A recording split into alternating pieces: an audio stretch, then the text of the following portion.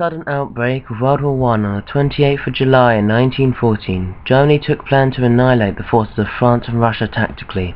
They devised the Schlieffen Plan. They would attempt to take over France within 6 weeks, the time that Germany thought that Russia would need to mobilize their forces and attack Germany.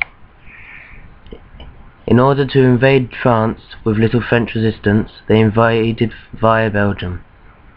This proved as a failure, as a treaty between Belgium and Britain caused Britain to declare war on Germany and position troops in France and Belgium. The well-known warfare for World War I was trench warfare. Trench warfare was made up when a stalemate happened on the Western Fronts. This stalemate occurred as the advance of military technology mixed with the outdated war tactics. Failure to take the enemy's newly designed defences made each side settle into their location. In order to help shield themselves from enemy shelling and weather, they built trenches in which they could walk around the length of the front lines with a place to shield themselves and to house them in. As trenches were being built all around the front lines, they stretched from northern Belgium to the borders of Switzerland and had a length of around 475 miles on the Western Front. British and German trenches were very different. German trenches were usually better built and planned than the British, as they had more time to prepare.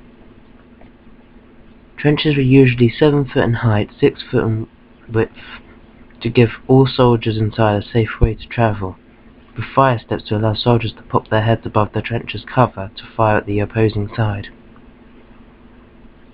Most trenches had duckboards covering their walkway. Duckboards covered the muddy ground of the trenches. This would help with thick muds and issues relating to water flooding in the trenches. In order for soldiers to rest, they were usually able to do so in dugouts in the sides of trenches. As British found the direct assaulting of enemy trenches as wasteful and almost suicidal, sappers were introduced to dig tunnels, or saps, through the undergrounds of no man's land. In saps, listening posts were used to see if enemies were digging tunnels of their own, or were used to place mines or weaponry under or near enemy trenches to damage the enemy lines. World War I has been known as the Writer's War, as many of the soldiers in the fronts wrote diaries of their wartime experiences. It also had many people who wrote letters from the front lines to their families back in Britain. Due to bad living conditions, the trenches were usually full of disease, such being trench foot, a condition appearing due to the feet being in direct moisture for too long. Rats and lice were also very common in the trenches. A normal trench routine cycle would be about 4 days in the front line, then 4 days in reserve, and finally 4 days at rest, but it does vary due to location and conditions. Most duties consisted of hard physical labour, usually building or repairing trenches, or setting up barbed wire or sandbags, rather than fighting. World War I experienced many new military technologies at a huge scale, like tanks, poison gas, planes, machine guns and artillery, and in return caused a decrease of usage of cavalry. Air vehicles included zeppelins, air balloons and most importantly, planes. At the beginning of the war, planes were the replacement for cavalry reconnaissance, and were mainly used to locate enemy locations. In one instance, on the 22nd of August in 1914, British Captain L.E.O. Charlton and Lieutenant V.H.N. Vadham reported German General Alexander von Kluck's army was preparing to surround the British Expeditionary Forces, contradicting all other intelligence. The British High Command listened to the report and started a withdrawal towards Mons, saving the lives of 100,000 soldiers. Later also, during the Battle of the Marne, it helped seek exposed flanks of the German lines. At the beginning, Air-to-air combat was extremely rare. Many crews even gave waves and smiles to the opposing sides, but this soon progressed to plane crews using grappling hooks, grenades, pistols, and single-shot rifles. Both firearms proved too inaccurate or not strong enough to cause damage. The first recorded plane to use machine gun fire was by a French pilot, Louis Coinard. This began the era of aircraft fitted with machine guns. Tanks were a major icon in World War I engineering, and were a British invention. They were first brought up when middle-ranking British officers tried to persuade the War Office to consider the creation of armoured vehicles, such as one which uses caterpillar tracks.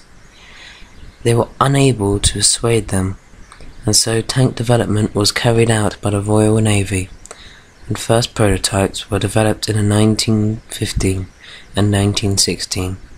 The prototype Mother was adopted for future tanks. British tanks were either male or female.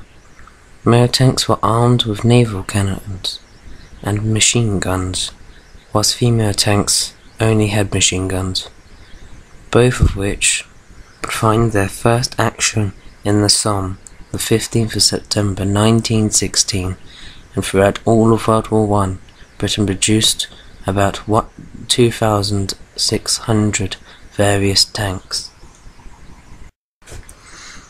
The most notorious weapon from World War I would have to be the poison gas, a weapon considered uncivilized prior to World War I, and was used to overcome the stalemates. The first use of poison gas was by the French, where they used XYLYL bromide tear gas grenades, and the German army began to give serious studies into development of chemical warfare. And whilst being ahead in chemical warfare, Germany used an enhanced form of gas weaponry in September 1917, known as mustard gas. Mustard gas caused blisters to occur internally and externally within hours of exposure, extreme pains and blindness. Protection against mustard gas proved more difficult than that against chlorine.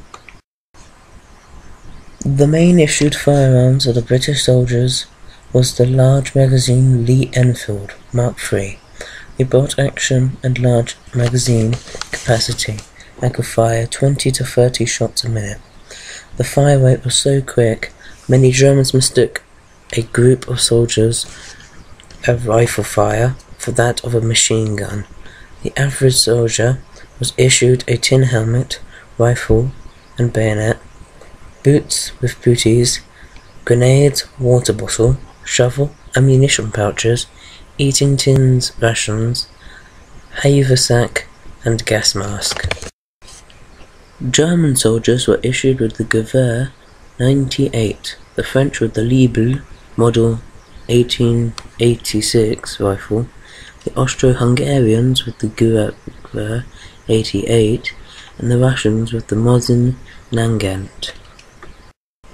In 1901, Britain had a constitutional government, but it was not fully fledged democracy. In 1918, it became a democracy, with the introduction of universal adult male suffrage and the votes for women aged over 30. At the beginning of World War I, the total opinion of it was that it was just another war, and that many people, especially the male youth, were hyped to join the armed forces and celebrated this. The British advertisement campaigns helped to lure soldiers through enticement to peer pressure, such as noting that the person is somewhat cowardly or deserting their nation. Many, though, who joined, believed that the fighting wouldn't past Christmas, and by the time the truth became apparent, many males had joined the armed forces and morale dropped. But at home, the thought of trench warfare was not as bad as it really was. This was due to propaganda. They would not be told the truth, as it would affect how many people would join the armed forces, and that would keep nationality and loyalty in their leader and country.